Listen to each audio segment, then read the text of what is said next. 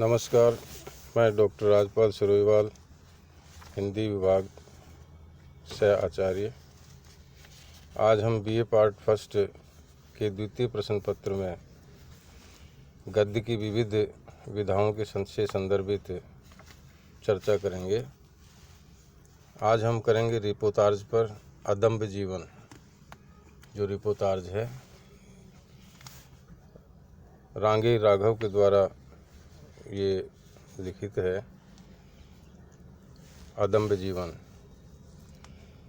पहले हम डॉक्टर रांगे राघव का परिचय संक्षिप्त में देखेंगे। उसके बाद अदम्भ जीवन जो रिपोतार्ज उनके द्वारा लिखा गया है उस पर चर्चा करेंगे। तो परिचय से डॉक्टर रांगे राघव की माँ कन्नड़ और पिता तमिल थे। उनके पूर्वज तिरुपति के मंदिर से संबंध रखते थे, किंतु राजगुरु होकर भरतपुर के वैर कस्बे में आ बसे थे।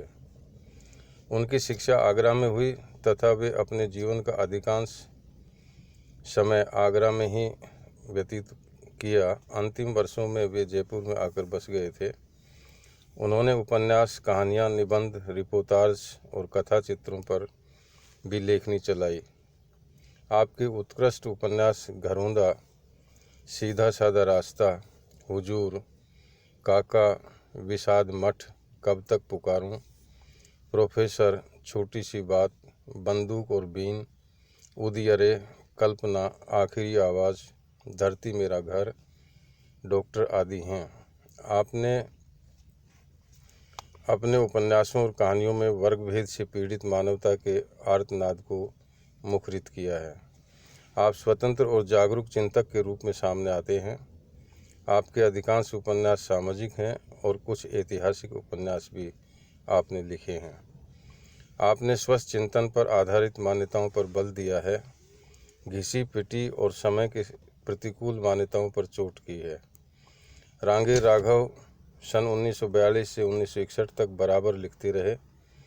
इनकी रचनाएं सांस्कृतिक चेतना, राष्ट्रीय भावना और समाजवादी विचारधारा से ओतप्रोत हैं। यशपाल और नागार्जुन के समान इनकी गणना भी उत्तर प्रेमचंद काल के प्रमुख प्रगतिशील लेखकों में होती है। यह हिंदी साहित्य का दुर्भाग्य रहा कि ऐसे प्रगतिशील लेखक की मृत्यु सन 1962 में ही अल्पायु में ही हो गई। अदम्भ जीवन जो रिपोतार्ज है उस पर चर्चा करेंगे। अदम्भ जीवन रांगे राघव का रोचक रिपोतार्ज है। इसमें रोचक शब्दावली और प्रेरक शैली का प्रयोग करते हुए जीवन की अगम्यता की ओर संकेत किया गया है। लेखक अपने मित्र भट्टाचारी के साथ एक गांव में जाता है और एक बुजुर्ग से बातचीत करता है। बातचीत के दौरान पता लगता है कि जीवन अकालग्रस्त है और मानवता के ऊपर पीड़ा की छाया मंडरा रही है।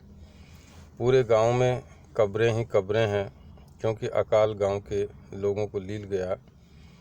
मुसलमान कब्रों में दफना दिए गए और हिंदू नदी में बहा दिए गए। हालत ये हुई कि एक ही कब्र में कई कई लाशों को दफना दिया गया। इससे दयनीय स्थिति और क्या हो सकती है कि मुर्दों को बिना कफन के दफनाया गया। कफन कहाँ से लाते? महंगाई बढ़ गई। जो इलाका ढाके की मलमल के लिए प्रसिद्ध था उसके सारे धंधे उजड़ गए। अकालजन्य मृत्यु के तांडव ने मनुष्य के जीवन को निरुपास बना डाला। किंतु मनुष्य की जिजीविषा कभी पराजित नहीं होती। वह सारी मुसीबतों को सहन कर फिर जीवन को रोमांच से भर देती है। शिचिंद राज ने अकाल की मार सही, धन जन की हानि सही, पर जो रह गए उनमें भाईचारा है, परस्पर सहयोग है और जीवन को नए सिरे से जीने का हौसला है। यही है मनुष्य का अदम्भ जीवन।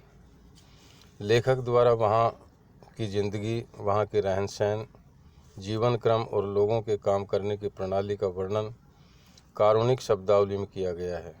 लेखक ने यह निष्कर्ष दिया है कि जहाँ भूख और बीमारियों से लड़कर भी मनुष्य के बालकों में क्रांति को चिरजीव रखने का अपराजित साहस है, वह राष्ट्र कभी भी नहीं मिट सकता। वास्तव में संघर्ष ही जीवन है, और हिंदुस्तान के लोग कितने ही कष्ट क्यों नहीं पाएं, इस संघर्ष और अदम्य साहस को कभी भी नहीं छोड़ सकते।